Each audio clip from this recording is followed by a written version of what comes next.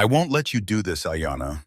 The Winchester rifle trembled in my dust-covered hands as I stared into the eyes dark as obsidian, filled with a pain so deep it made my chest ache.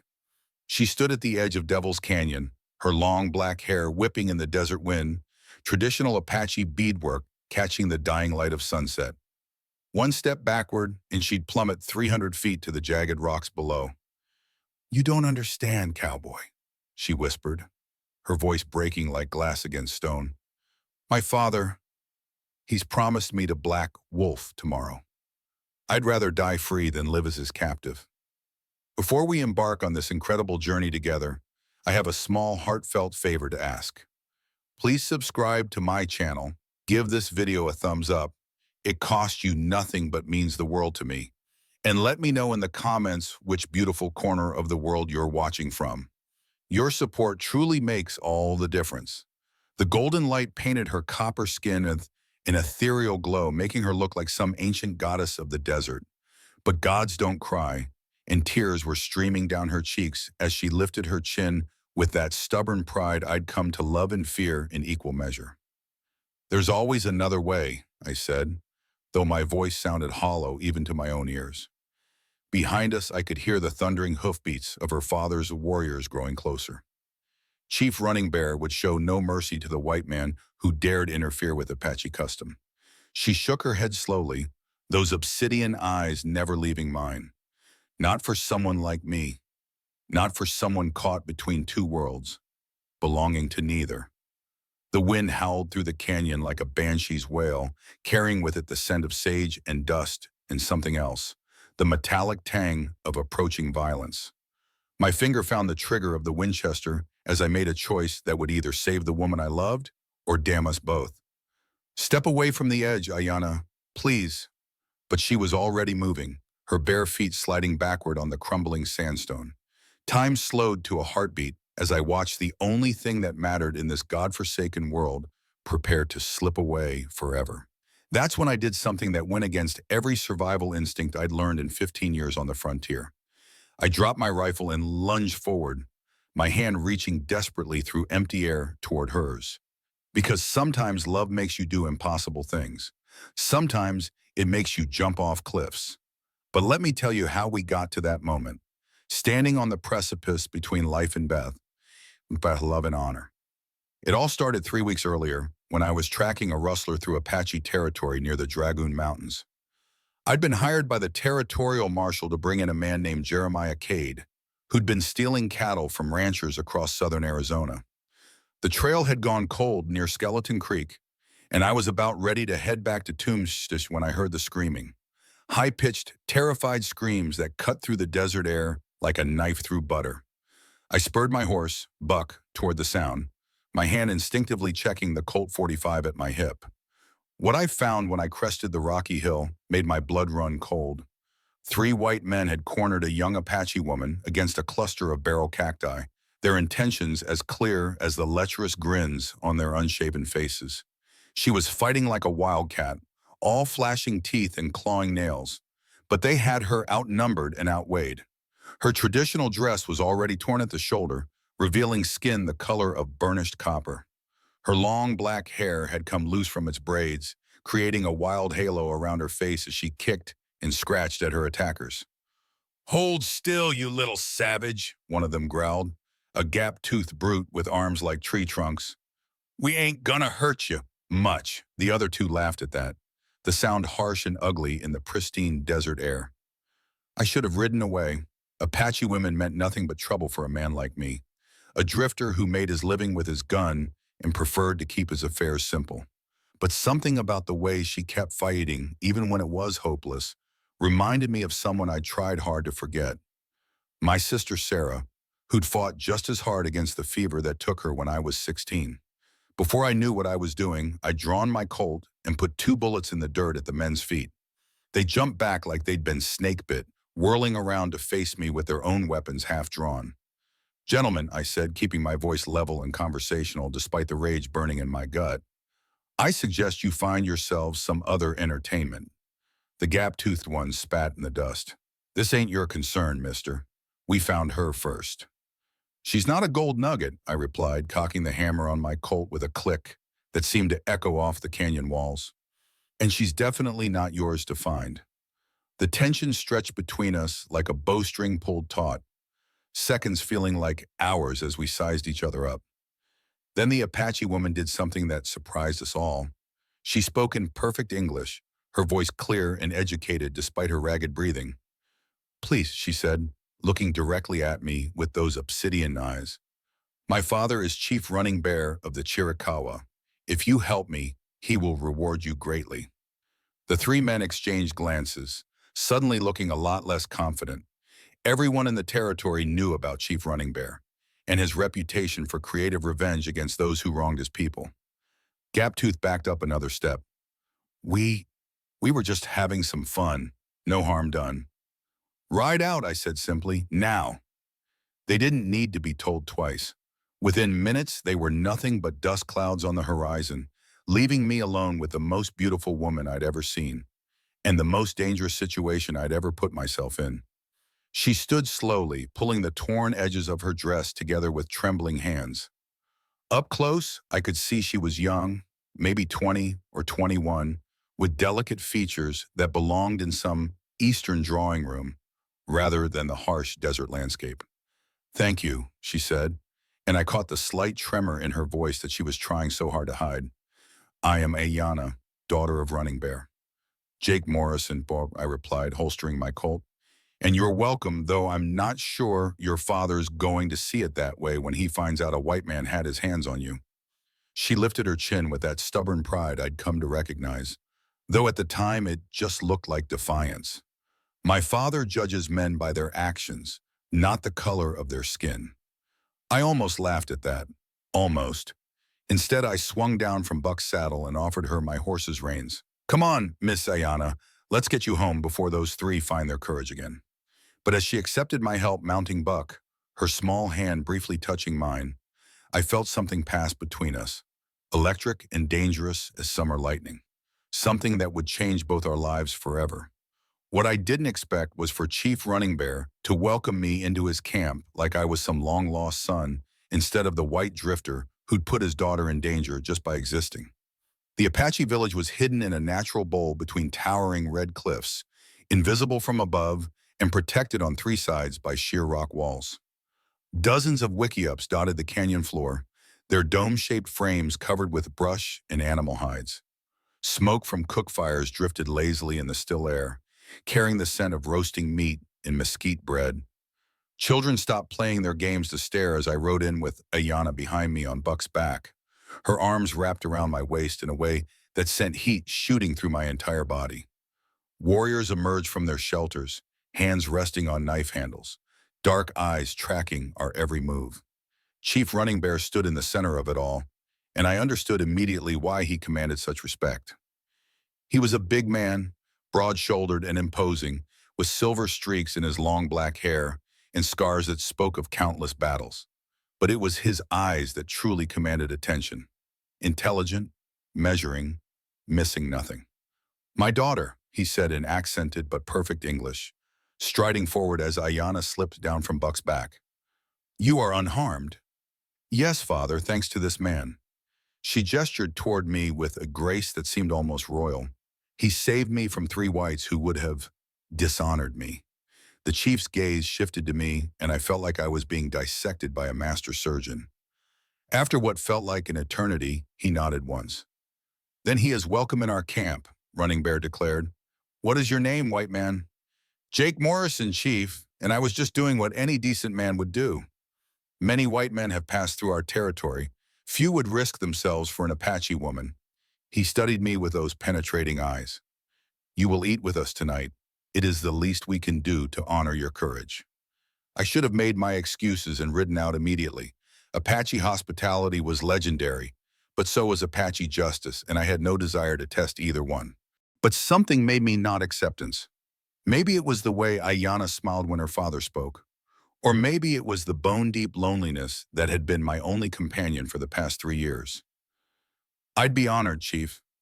As the sun set behind the canyon walls, painting the sky in shades of gold and crimson, I found myself seated around a cook fire with Running Bear, Aiyana, and several of the tribe's elders. The women served us bowls of stew thick with venison and wild onions, along with flat bread that tasted better than anything I'd eaten in months. Aiyana sat across the fire from me, her earlier torn dress replaced with a clean one decorated with intricate beadwork in blues and whites. She'd braided her hair again, weaving in small silver ornaments that caught the firelight. Every time our eyes met, I felt that same electric current, stronger now in the intimate glow of the flames. "Tell me, Morrison," the chief said, "what brings you to Apache land? You are not a settler or a soldier." "I track men for the territorial marshal," I replied honestly. "Following a cattle rustler named Jeremiah Cade. His trail went cold near Skeleton Creek." Running Bear's expression darkened. "I know this man. He has stolen from our horses as well. A snake with no honor." "You've seen him?" "3 days ago, heading north toward the whetstones, he camps at Devil's Canyon." The chief's smile was cold as winter wind. "Perhaps we can help each other, Jake Morrison." It was then that Aiyana spoke, her voice soft but carrying clearly in the still night air. "My father, this man risked his life for someone he didn't know. Surely that deserves more than just information about a thief." "What do you suggest, my daughter?" She looked directly at me across the flickering flames. "He should stay with us until his wound heals properly." I touched my left shoulder instinctively. During the confrontation with the three men, I'd reopened an old bullet wound from a job in Tucson. I thought I'd hidden it well, but apparently not well enough. "It's just a scratch," I protested. "I'll be fine." "Apache women know much about healing," Running Bear said diplomatically, "and you are welcome to stay as long as you wish." But I could see something else in his eyes, calculation perhaps, or the beginnings of a plan. Chiefs didn't get to be chiefs by being simple, and Running Bear was clearly anything but simple. As if reading my thoughts, Aiyana rose gracefully from her place by the fire. "I will prepare medicines for your wounds," she said. "Come." And against every instinct screaming at me to mount buck and ride hard for Tombstone, I followed her into the darkness beyond the firelight. Some decisions change everything, and you don't always know it at the time. Her wickiup was larger than the others, befitting a chief's daughter, with buffalo robes spread on the ground and baskets of dried herbs hanging from the wooden frame. The moment we stepped inside, away from the curious eyes of the tribe, the air between us seemed to thicken like honey. Aiyana lit a small oil lamp, casting dancing shadows on the curved walls as she gathered her healing supplies. "Remove your shirt," she said without looking at me, her voice carefully neutral. I hesitated, suddenly aware of every scar that decorated my chest and back, reminders of 15 years living by my gun. "Miss Aiyana, I don't think—" "I am a healer," she cut me off, finally meeting my eyes. "I have seen men's bodies before. There is nothing shameful in accepting help." But when I stripped off my shirt and she saw the puckered bullet scar high on my left shoulder, still red and angry from being torn open, her intake of breath was sharp enough to cut glass. "This is not from today," she whispered, moving closer to examine the wound. Her fingertips were warm against my skin as she traced the edges of the scar. "How long ago?" 2 months. Got it in Tucson, tracking a bank robber who didn't want to be tracked." She nodded, understanding. Her people knew about violence, about the price of survival in an unforgiving land. "Sit." I lowered myself onto one of the buffalo robes as she prepared a paste from dried roots and herbs, mixing them with water heated over the lamp's flame. The domestic intimacy of it, her careful movements, the soft rustle of her dress, the way she bit her lower lip in concentration, struck me harder than any bullet ever had. "Why did you really help me today?" she asked quietly as she began applying the healing salve to my shoulder. "And don't tell me it was just the decent thing to do. I've met decent men before. They don't usually carry their decency in a gun holster." Her touch was gentle but sure, and I found myself fighting to keep my breathing steady. "You reminded me of someone." "Who?" "My sister Sarah. She died when I was 16 and I couldn't save her." The words came out rougher than I'd intended. I'd never told anyone about Sarah before. "She would have fought just like you did, right up until the end." Aiyana's hands stilled against my skin. "I'm sorry for your loss. It's hard to carry that kind of guilt." Who says I carry guilt? I asked, though we both knew it was a lie. Your eyes, she said simply. They hold too much pain for a man your age. 28, 29, 31 come December. She resumed her careful ministrations, wrapping clean cloth around my shoulder with practiced efficiency. My mother died when I was 12, spotted fever. I watched her waste away, and there was nothing our medicine could do. That's why you became a healer? Partly. She secured the bandage with a small knot, her fingers lingering perhaps longer than necessary. But also because my father wanted me to have skills beyond what most Apache women learn. He sent me to the mission school in Santa Fe for 3 years. That explained the perfect English, the refined way she moved. Must have been hard, being caught between two worlds like that. Her laugh was bitter. You have no idea. Too white for some of my people, too Indian for the whites, never quite fitting anywhere. She moved away, busying herself with putting away her supplies. That's why my father is so eager to see me married.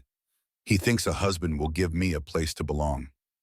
Something cold settled in my stomach. And is there someone particular he has in mind? Black Wolf, war chief of the Mescalero, a political alliance that would strengthen both tribes. Her voice was carefully controlled, but I caught the tremor underneath. He's a good man, honorable and brave. My father says I should be grateful for such a match. But she turned back to face me, and in the lamplight, I could see tears threatening at the corners of her eyes. But I don't love him. I don't even know him. He's seen me twice, both times when I was barely out of childhood, and now he wants to claim me like I'm a prize to be won. Without thinking, I reached out and caught her hand. It was small and warm in mine, calloused from work but still somehow soft. When? The ceremony is in 10 days. He arrives with his warriors tomorrow to begin the formal negotiations. A single tear escaped and traced down her cheek. My father has already given his word. In Apache law, I have no choice. I should have let go of her hand. Should have put my shirt back on and walked out of that wickiup without looking back. Instead, I found myself pulling her closer, my free hand coming up to wipe away that tear. There's always a choice, I said, echoing words I'd spoken at Devil's Canyon. Sometimes the choices just aren't easy ones. She leaned into my touch, her eyes closing. Not for me, not for someone bound by duty to her people. What if you weren't bound?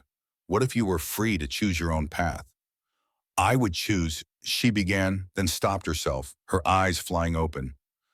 I can't. We can't. This is impossible. But she didn't pull away from my touch, and neither did I. For a moment, we stood frozen like that, her hand in mine, my thumb tracing the curve of her cheek. Both of us balanced on the edge of a cliff, more dangerous than Devil's Canyon. That's when we heard the war cries echoing through the camp outside. Black Wolf had arrived early, and everything was about to change. The war whoops that shattered the desert night weren't celebration. They were challenge, pure and primal. I grabbed my shirt and gun belt, following Aiyana as she rushed from the wickiup toward the commotion at the camp's entrance. What I saw made my blood run cold. 24 Mescalero warriors sat their horses in perfect formation, war paint gleaming in the torchlight, weapons prominently displayed across their saddles. At their head rode a man who could only be Black Wolf.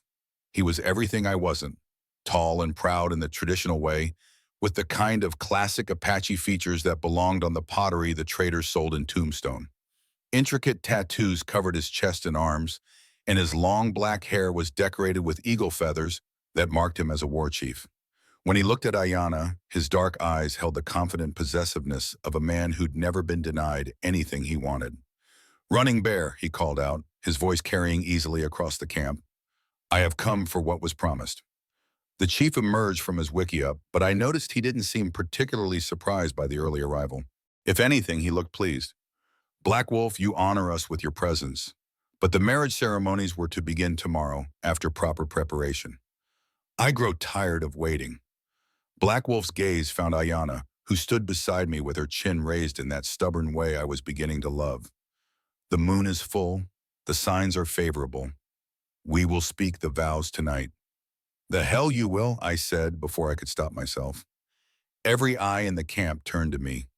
The temperature seemed to drop 20 degrees as Black Wolf's attention shifted from Aiyana to the half-dressed, white man standing protectively at her side.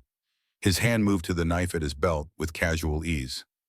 "And who," he said, his English as perfect as Aiyana's, but carrying the undertone of a man accustomed to killing, "is this?"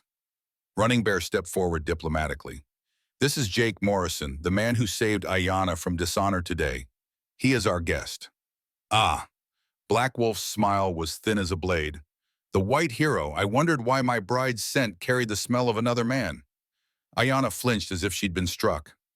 "Black Wolf, you insult me and dishonor yourself with such words." "Do I?" He swung down from his horse with fluid grace, moving toward us with the predatory calm of a mountain cat. "Tell me, white man, what exactly happened during this rescue?" I could feel the entire camp holding its breath. One wrong word, and this would turn into a bloodbath that would leave dozens dead. But looking at Aiyana's face, seeing the humiliation and anger there, I found I didn't much care about diplomacy. "3 men tried to rape her," I said bluntly. "I stopped them. That's all." "That's all?" Black Wolf circled us slowly like a wolf testing his prey. "Then why does she look at you like a woman looks at her lover?" "Because she doesn't look at you that way at all," I replied, meeting his gaze steady and level. "And maybe that's what really bothers you." The silence that followed was so complete I could hear the wind moving through the mesquite bushes beyond the camp.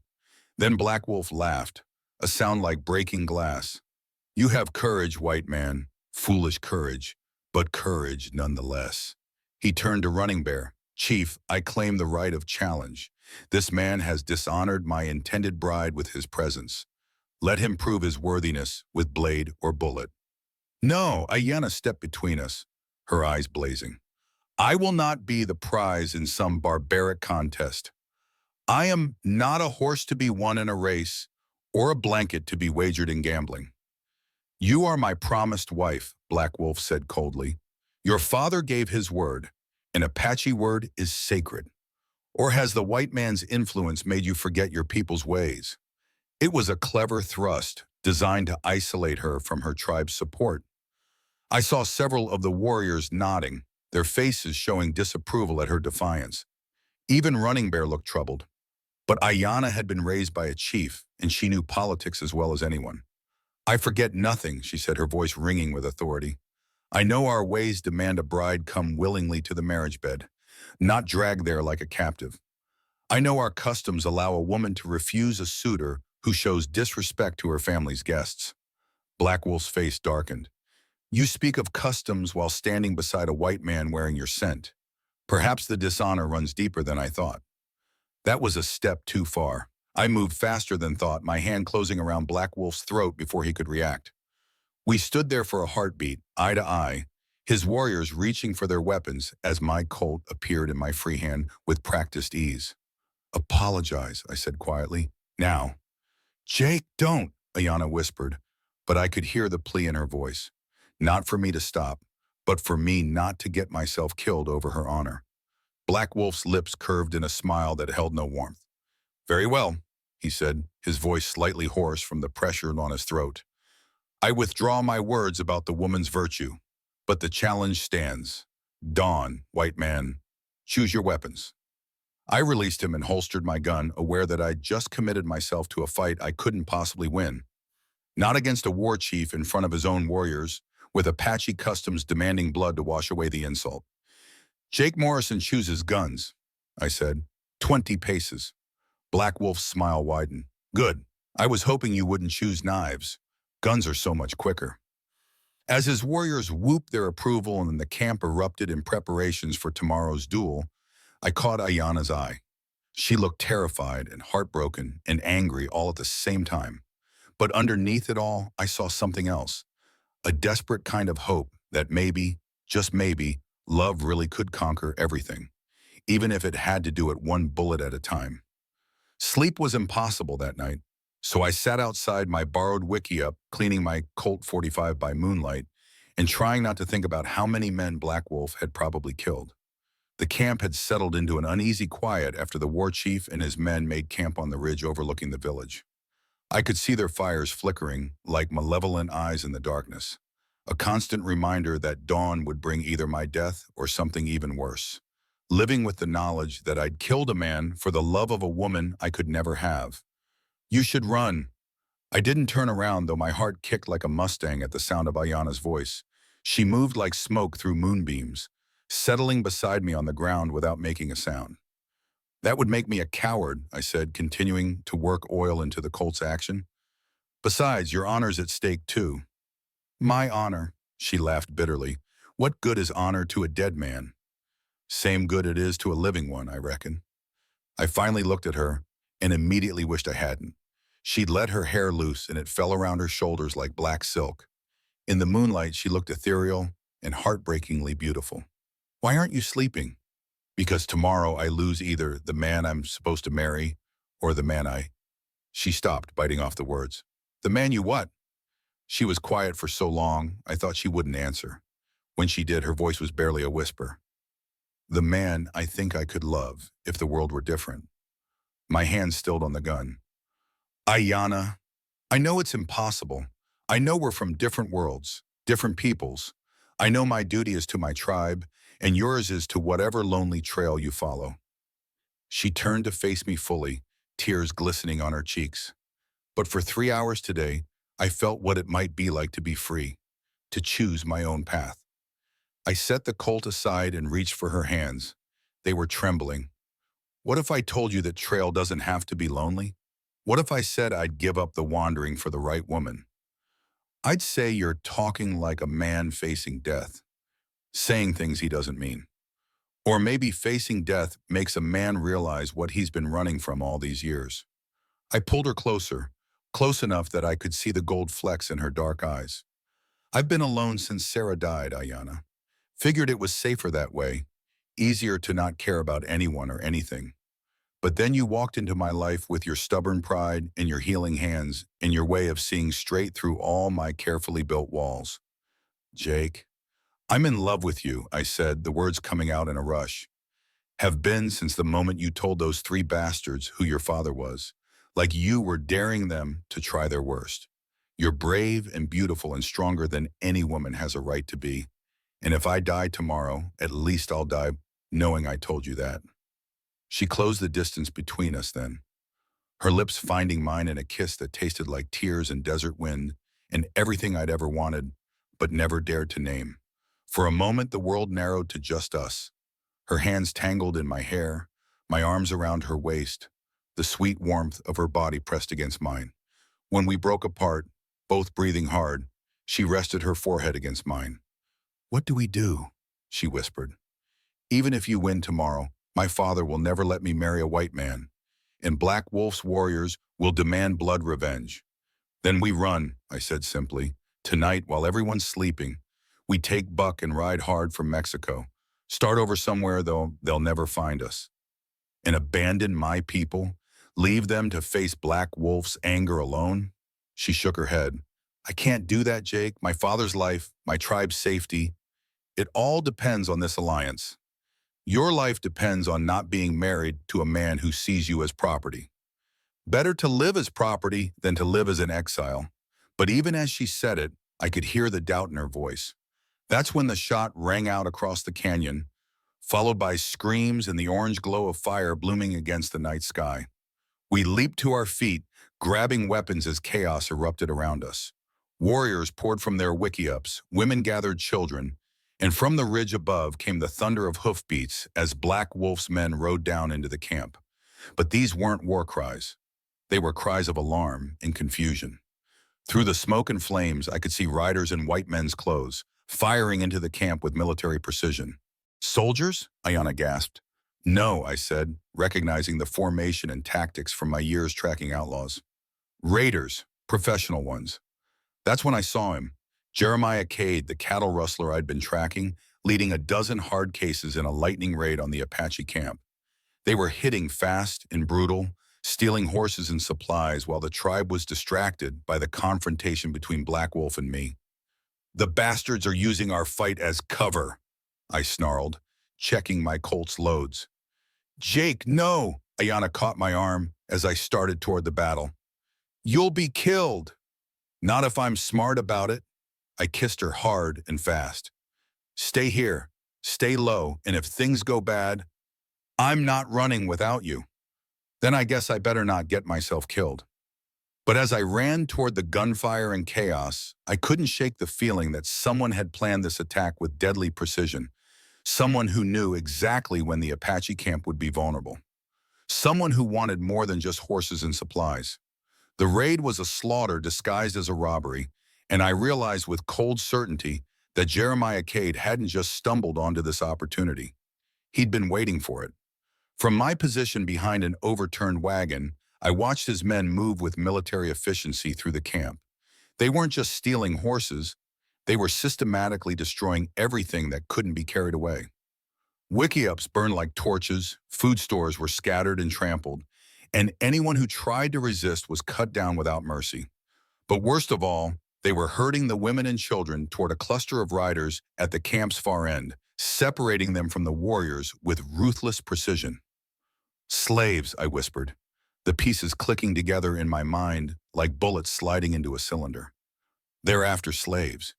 The Indian wars might be winding down, but there was still a market for Apache captives in certain parts of Mexico. Women for brothels, children for labor, warriors for the fighting pits. It was a trade that made cattle rustling look like Sunday school. An Apache warrior stumbled past me, clutching a bloody shoulder. I grabbed him, recognizing one of Running Bear's young braves. "Where's the chief?" I demanded. "Fighting. Near the horse pens," he gasped in broken English. "Black Wolf, trapped with his men. On the ridge." Perfect. Kate had played this like a master chess player, using the confrontation between Black Wolf and Running Bear to divide the Apache forces. Now both groups were isolated and outgunned. I was about to move toward the horse pens when a scream cut through the night air like a blade through silk. A scream I recognized. Aiyana. I spun around to see two of Cade's men dragging her from her wickiup, her traditional dress torn and her hair wild with struggle. She was fighting them every step of the way, but they were twice her size and armed with rifle butt that they weren't hesitating to use. "Special prize for the boss," one of them laughed, backhanding her across the face when she tried to bite him. "Pretty little chief's daughter ought to be worth a fortune in Guadalajara." Red fury exploded behind my eyes. I came out from behind the wagon like an avenging angel, my Colt bucking in my hand. The first man went down with a bullet through his heart before he even knew I was there. The second managed to get his rifle halfway up before my second shot took him in the throat. Aiyana collapsed to her knees, blood trickling from her split lip, but her eyes were fierce and unbroken. "The children," she gasped, pointing toward the camp center. "They're taking the children." I helped her to her feet, checking her for serious injuries. "Can you ride?" "Yes, but—" "Then get to Buck. He's behind my wickiup. If I'm not back in 10 minutes, ride hard for Fort Bowie and bring the cavalry." "What about you?" "I'm going to make Jeremiah Cade wish he'd never heard the name Apache." But before I could move, a new voice cut through the chaos, cold, commanding, and deadly familiar. "Well, well, Jake Morrison." I turned to see Cade himself stepping out of the smoke, a matched pair of army Colts in his hands and a smile on his face that belonged on a snake. He was a big man, broad-shouldered and scarred, with the kind of pale eyes that seemed to see through everything they looked at. "Jeremiah," I said, keeping my own gun steady. "Fancy meeting you here." "Not really fancy at all. I've been planning this for weeks, ever since I heard you were tracking me." His smile widened. "See, I figured you'd follow my trail here eventually. And when you did, you'd be so distracted by whatever little Apache princess caught your eye that you wouldn't notice me preparing a proper reception. So you decided to burn down an entire camp and steal children to get to me?" "I decided to eliminate a threat while turning a profit," he corrected. "The Apache thing was just good business, but killing the famous Jake Morrison? That's going to be pure pleasure." Around us, the battle was winding down as Cade's men finished their grisly work. I could see Running Bear and his surviving warriors retreating toward the canyon walls, outnumbered and outgunned. Black Wolf's war party was nowhere to be seen, either dead or scattered to the winds. "You want me, Cade? Then let's settle this proper. Just you and me, guns drawn fair." He laughed. Fair. Boy, there ain't nothing fair about this. I've got 12 men with rifles trained on you right now. You move that gun an inch in my direction, and they'll cut you down like wheat. Maybe, but I'll put at least one bullet in you before I go, and we both know it. I smiled back, feeling that cold calm that always came over me in moments like this. Question is, are you willing to die just to see me dead? For the first time, uncertainty flickered across his face. He'd heard the stories, knew my reputation with a gun. In a fair fight, he wasn't sure he could take me. But this wasn't a fair fight, and we both knew it. That's when the war cry split the night air, wild and primal, and filled with killing rage. Black Wolf and his warriors came pouring down from the ridge like an avalanche of death, their weapons gleaming in the firelight as they fell on Cade's men from behind. In the chaos that followed, I grabbed Aiyana's hand and ran for our lives. But I could hear Cade's voice following us through the smoke and screaming, promising retribution and death to the man who'd cost him the biggest payday of his career. We made it to Buck just as the real battle began behind us. Black Wolf's warriors against Cade's raiders, both sides fighting with the desperate fury of men who knew only one group would see sunrise. Can you ride bareback? I asked Aiyana as I swung up onto Buck's saddle. Better than you, she replied, grabbing Buck's mane and pulling herself up behind me with fluid grace. We rode hard through the night, following game trails that only someone raised in this desert could find in the darkness. Behind us, the sounds of battle gradually faded, replaced by the steady thunder of Buck's hooves and the whisper of wind through the mesquite. It wasn't until we reached the hidden spring where I'd watered Buck that afternoon, a lifetime ago it seemed now, that Aiyana finally spoke. Stop, she said, her arms tightening around my waist. Please, just stop. I pulled Buck to a halt beside the spring, both of us sliding down from his back. In the moonlight, I could see the full extent of what we'd escaped. Aiyana's dress was torn and blood-stained, her face cut and bruised. But it was the look in her eyes that nearly broke my heart, a kind of hollow devastation that came from watching everything you'd ever known go up in flames. My father, she whispered. Is he? I saw him fighting when we left. He's tough as rawhide, and he knows these canyons better than anyone. If anyone could survive what happened back there, it's Running Bear. She nodded, but I could see she didn't quite believe it. And Black Wolf? Fighting like 10 demons. Whatever else you might say about the man, he's got warrior's courage. He saved us, didn't he? If he hadn't attacked when he did, we'd both be dead, and you'd be on your way to a Mexican brothel. I caught her hands, feeling them tremble. Aiyana, what Cade said about planning this whole thing? I heard. Her voice was steady, but I could see the wheels turning behind her eyes. Someone told him about the marriage negotiations. Someone gave him information about when our defenses would be weakest. Someone in your tribe? Or someone in Black Wolf's party? She pulled away from me, beginning to pace beside the spring. Jake, what if this was never about you at all? What if someone wanted to make sure this marriage never happened? The pieces were starting to click together in my mind, forming a picture I didn't much like. Who benefits if the Apache tribes don't unite? Who profits from keeping you divided and weak? The territorial government, the railroad companies.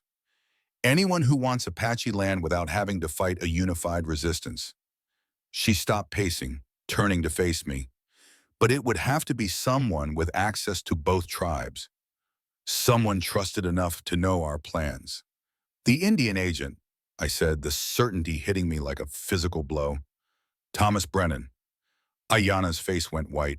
He's the one who suggested the marriage alliance in the first place. Said it would be good for both tribes, help us negotiate better with the government. And he'd know exactly when and where the negotiations were taking place. Hell, he probably encouraged Black Wolf to arrive early, told him it would show strength or some such nonsense. We stood there in the moonlight, the full scope of the betrayal washing over us. Brennan had played everyone, Running Bear, Black Wolf, even Cade, like pieces on a chessboard. The raid, the deaths, the destruction of the camp, all of it designed to eliminate the possibility of Apache unity. We have to go back, Aiyana said suddenly. We have to warn them. Warn who? Your father's scattered to the winds, Black Wolf's probably dead, and Cade's still out there with whatever men survived the battle. Then we go to Fort Bowie. Tell the territorial marshal what we know. I shook my head. Brennan's the Indian agent, darling. Who do you think the marshal's going to believe? Him or a wanted man and an Apache woman with a story about conspiracy? She sank down beside the spring, finally letting the tears come. Then it's over. My people will never unite now. They'll be picked off one by one, tribe by tribe, until there's nothing left. I knelt beside her, pulling her against my chest. Not if we can prove Brennan's involvement. Not if we can get evidence. How? Cade mentioned this was the biggest payday of his career. That kind of money doesn't get paid in cash. There'd be bank drafts, telegrams, some kind of paper trail. I tilted her chin up, forcing her to meet my eyes. But I'll need your help. I'll need someone who can get close to Brennan without raising suspicion. He'll never trust me now. Not after tonight. He will if you're bringing him exactly what he wants. Information about Apache survivors and their plans. I touched her bruised cheek gently. But it means you'll have to lie to him, Aiyana. You'll have to make him believe you've given up on your people. And what about us? Her voice was barely a whisper. What happens to this? I kissed her then, soft and gentle, and full of all the promises I couldn't make out loud. We survive, I said against her lips. We get justice for your people, and then we figure out the rest. But even as I said it, I could hear the hoofbeats in the distance. Riders following our trail through the darkness. Cade had survived the battle, and he was coming for us. We had maybe 10 minutes before Cade's men found us, but Aiyana was already moving with the fluid efficiency of someone raised to survive in hostile country. There's a hidden canyon about 2 miles north, she said, gathering medicinal plants from around the spring. My grandmother used to take me there as a child. Even the Apache warriors don't know about it. Can Buck make it carrying double? He'll have to. She finished collecting what she needed and turned to face me, her expression suddenly fierce. Jake, before we run again, there's something I need to tell you about Brennan. Tell me while we ride. No, this can't wait. She grabbed my arm, her fingers digging in with desperate strength. He's been asking me to marry him. The words hit me like a physical blow. What? For the past 6 months, every time he came to the reservation for official business, he'd make comments about how I deserved better than an Apache brave, how I was too educated to waste away on the reservation. Her voice was tight with disgust. I thought he was just, I don't know, trying to be kind in his clumsy way. But now you realize he was grooming you. The rage that filled me was cold and calculating. Son of a bitch probably figured if he could break up the marriage alliance and get you desperate enough, I'd turn to him for protection. She nodded grimly. A white man's wife has legal protections, an Apache woman doesn't. And if something happened to my father, you'd inherit his influence with the tribe. I helped her up onto Buck's back, my mind racing. Aiyana, this is bigger than we thought. Brennan isn't just trying to prevent Apache unity. He's trying to create his own personal empire. We rode hard through the pre-dawn darkness, following deer trails that twisted between towering red rocks and hidden ravines. Behind us, I could hear Cade's men growing closer, their horses' hooves ringing against stone as they searched for our trail. The canyon Aiyana led us to was invisible until you were almost inside it, a narrow crack in the canyon wall that opened into a hidden valley complete with grass, water, and shelter from prying eyes. By the time the sun came up, we were safe and sown with Buck unsaddled and grazing while we made camp in a shallow cave. Now what? Aiyana asked as she cleaned and rebandaged my shoulder wound.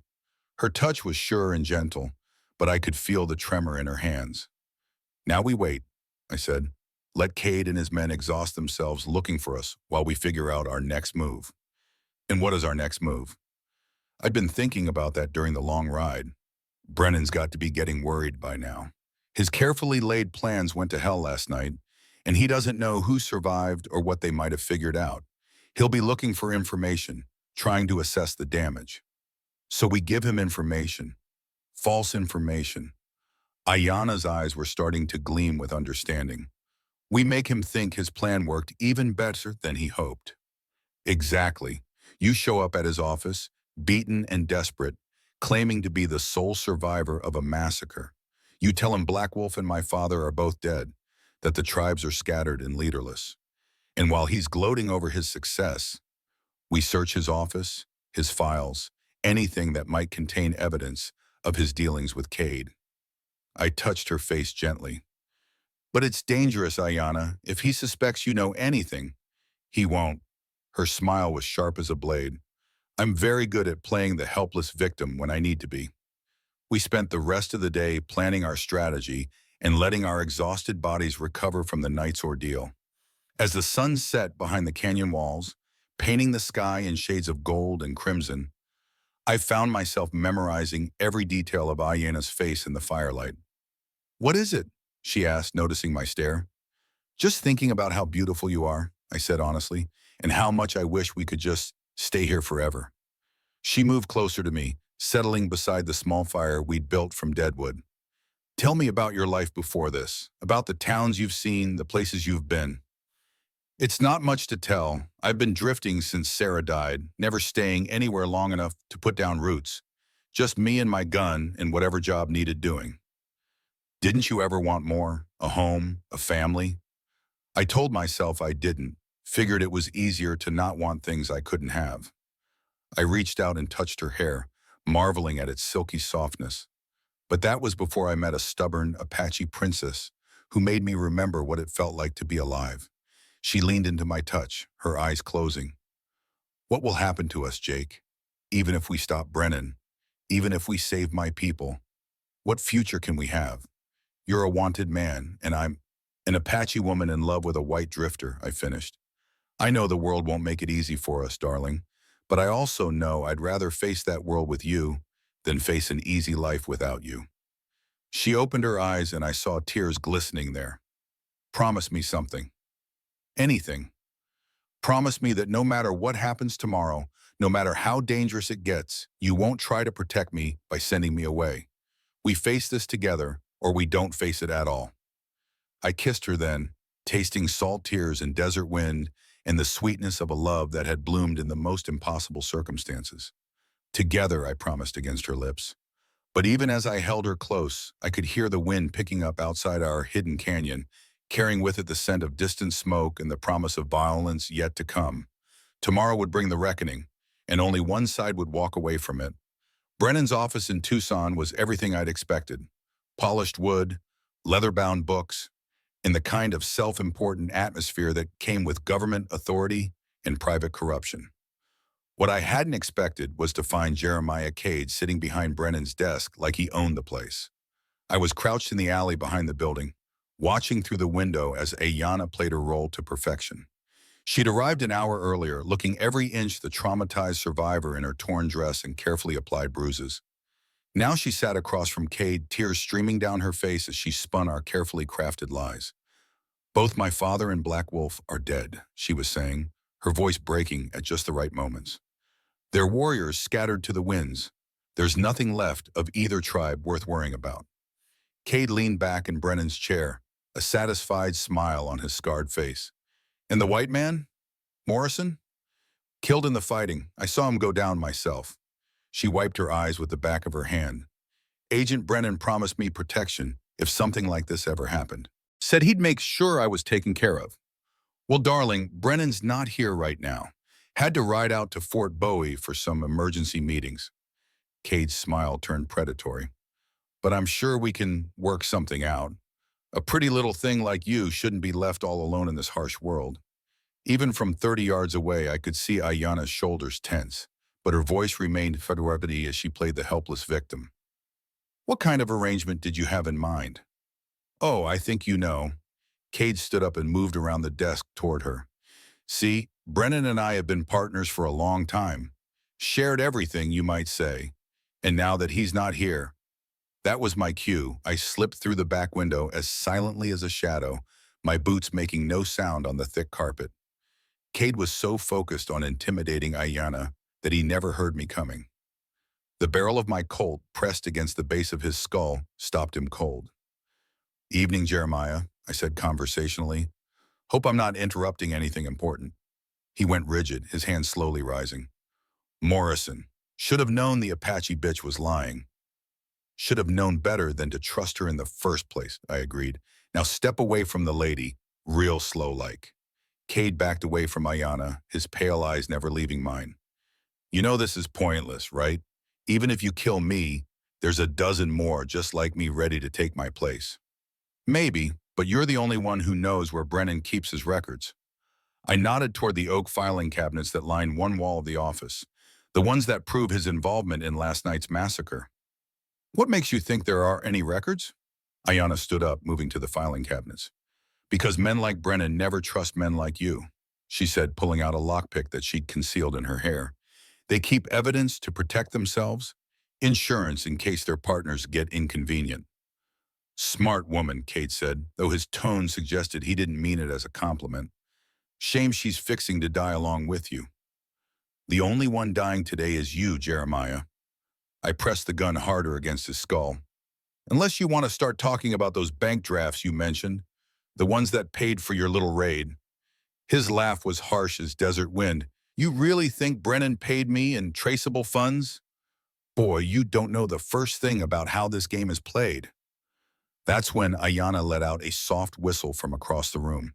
Jake, you need to see this. She was holding a leather portfolio, its contents scattered across Brennan's desk. Even from where I stood, I could see official correspondence, bank documents, and what looked like telegraph transcripts. Seems like our Indian agent was more careless than he thought, she said, her voice tight with controlled anger. There's enough evidence here to hang him twice over. Cade's body went tense under my gun. You don't understand what you're messing with. This goes all the way to the territorial capital, maybe even Washington. You try to expose this, and you'll both end up in unmarked graves. Better than letting you bastards get away with it, I said.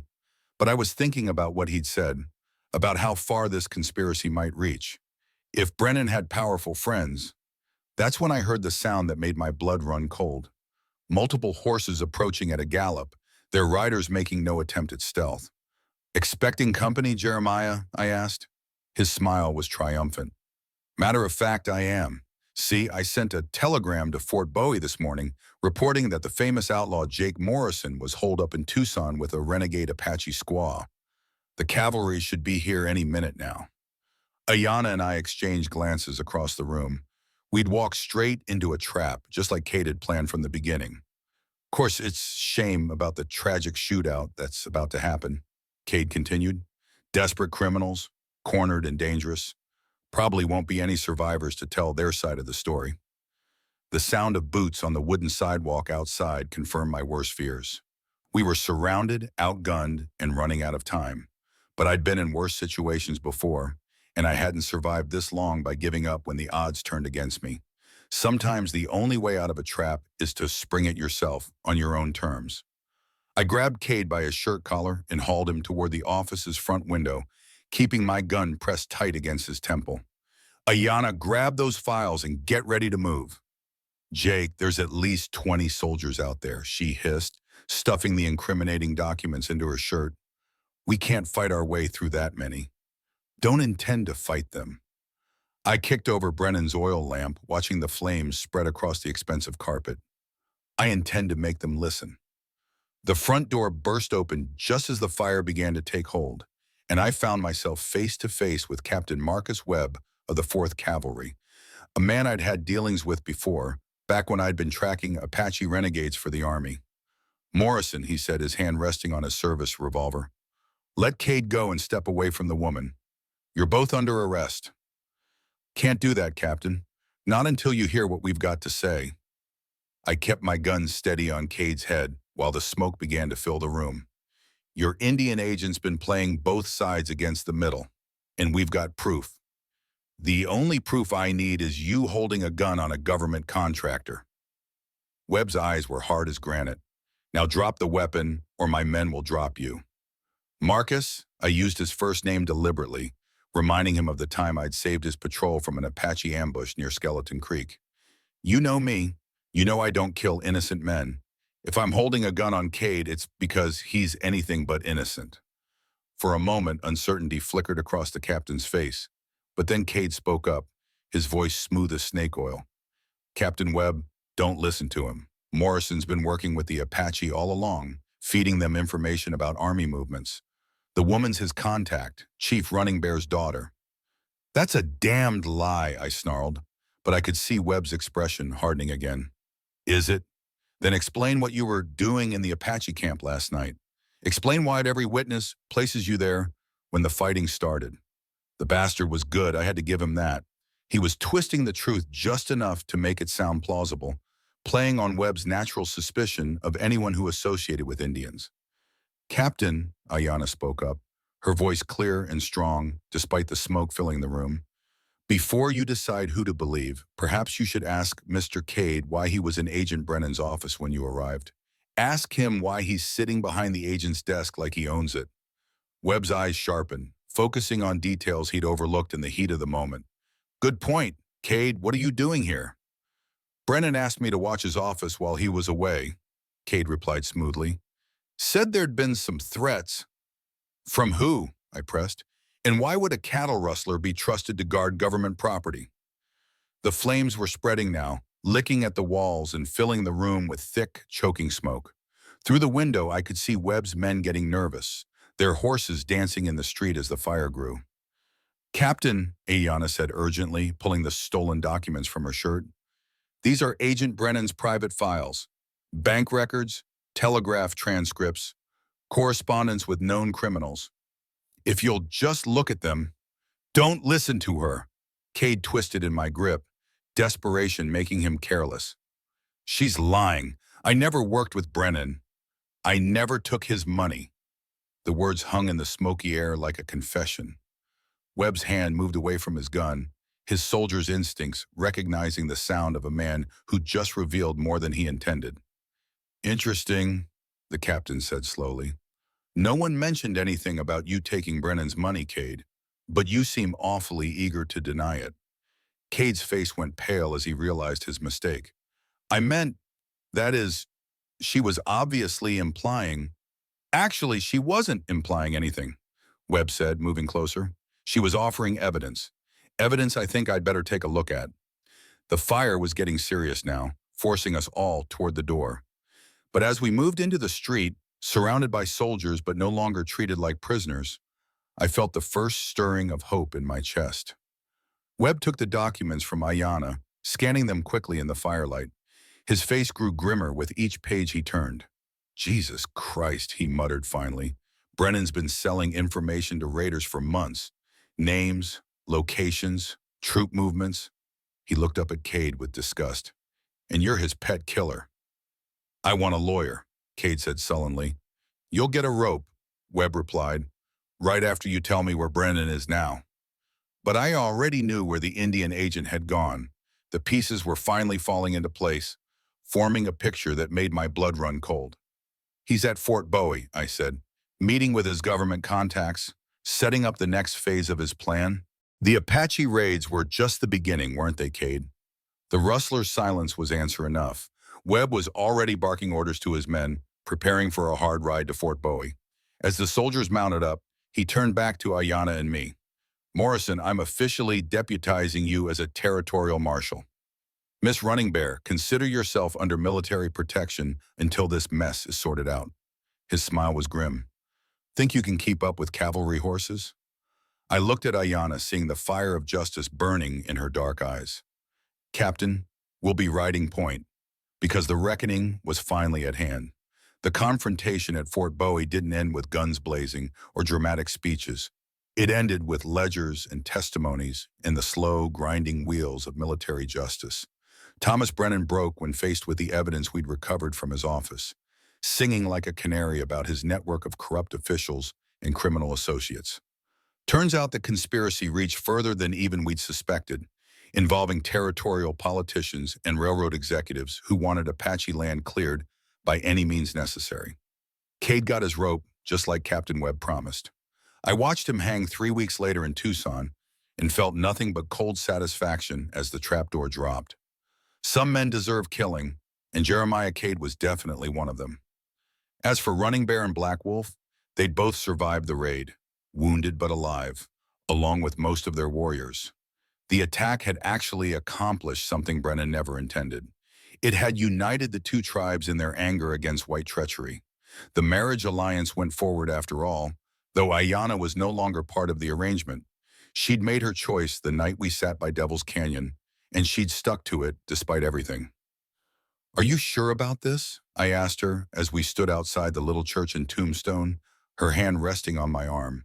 She wore a simple white dress that we'd bought from the general store, and she'd never looked more beautiful to me. "I've never been more sure of anything in my life," she replied, that stubborn chin lifted in the way that had first caught my attention. "Are you?"